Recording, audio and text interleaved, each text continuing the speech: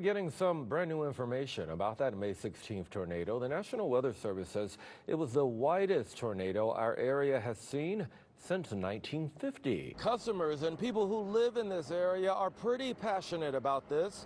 They tell me they just want accountability. Police say a driver was shot multiple times. It was 4 in the afternoon. 2 men involved in some type of conflict on 64, both getting off of the interstate.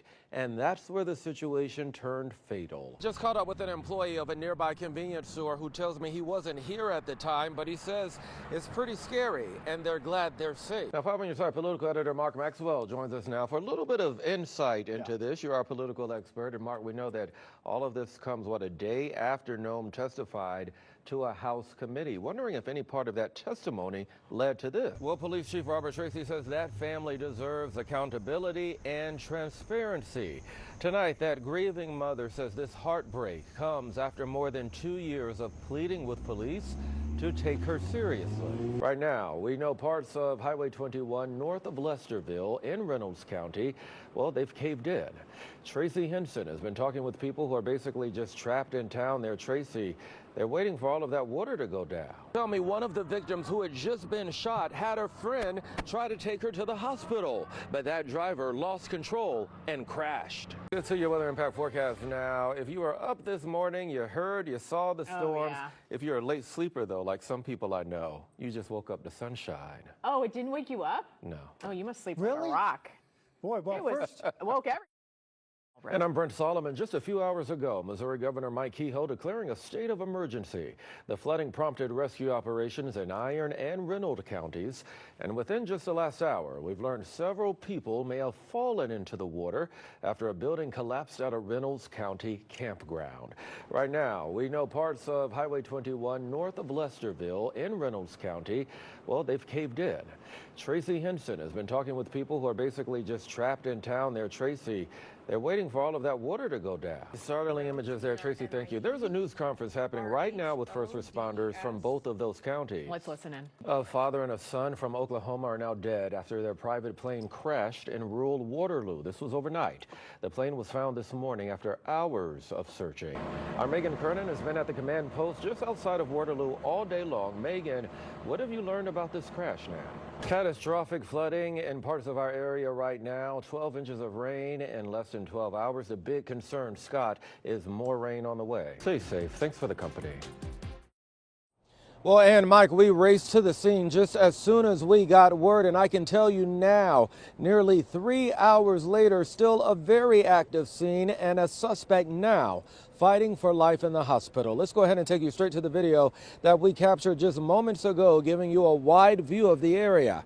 This is off of Rambler Drive near Gravois in Afton. The call came in just after 7 o'clock tonight. There was some type of domestic situation happening on the front porch of a home here. At one point, police tell us that the suspect involved threatened that he would open fire if police were called. Well, police did arrive on the scene and he kept his word. Authorities say he opened fire, officers opened fire, and somehow the suspect was hurt. We spoke with police not too long ago who say they really don't anticipate situations like this. We don't want these types of things to happen. We don't want to shoot anyone. No one comes to work thinking that they're going to be involved in something like this. But unfortunately, we do have to protect the public. That's our job. I can tell you there were 2 St. Louis County police officers who responded to the home here. I'm told per protocol they are on administrative leave as the department investigates everything that happened here. Again, to wrap up, 1 man in the hospital fighting for life now after being shot when officers opened fire. We will continue to follow this story into the night and the early morning. Stay with 5 on your side. Live in Afton, Brent Solomon, back to you. Well, Mike, I just had an extensive conversation with former Mayor Clarence Harmon.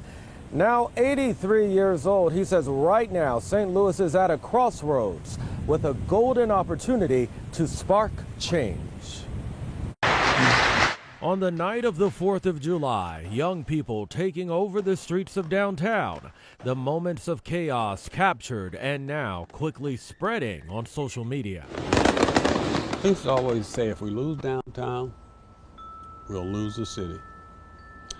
And I think the time is nigh. The time is right here for us to collectively understand that. I shared some of the videos with St. Louis's first black police chief and former Mayor Clarence Harmon. If you were the police chief today, what would you be doing a day after that video?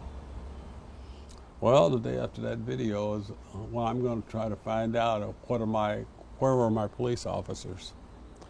Why didn't you see some of them when you saw all of that?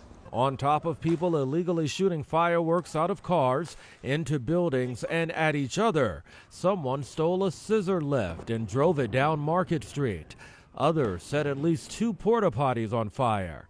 Add to that 2 separate, non-deadly shootings, one of them leaving the Bank of America building on Market Street with damage from a bullet.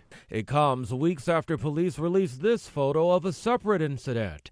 Teens toting guns following a deadly mass shooting downtown. Still no word of any arrests. A Wild West kind of attitude, we'll do what we want to do, with their understanding that nobody else is going to do anything about it. But there needs to be a plan, publicly broadcast, talking about what it is we need to do. We need to have a whole lot of people from the community, in government, in the churches, in the schools, the mayor, police chief, political organizations, churches, fraternal groups. We're at a crossroads in St. Louis. We can decide to change the trajectory of where it is we seem to be going versus what it is we think we can do. Today, police told us that they did the best they could last night with the resources they have, bringing in additional detail and moving resources around as they saw fit. I also heard from the mayor's office tonight.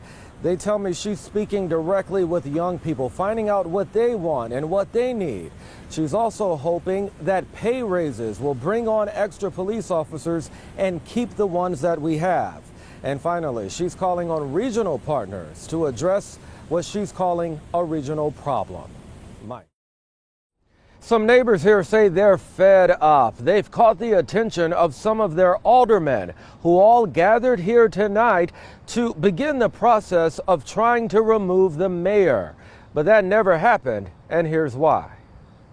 What is the meeting about? This ain't no meeting. An explosive start to what was supposed to be a special meeting in Pine Lawn Thursday. You trying to charge me? I don't play that game. You don't know who you're talking to. You need to get out of here tonight. Police called to the scene to make sure things didn't get out of hand when tensions escalated. Certain aldermen were planning to hire an attorney separate from the city attorney to oust Mayor Terry Epps.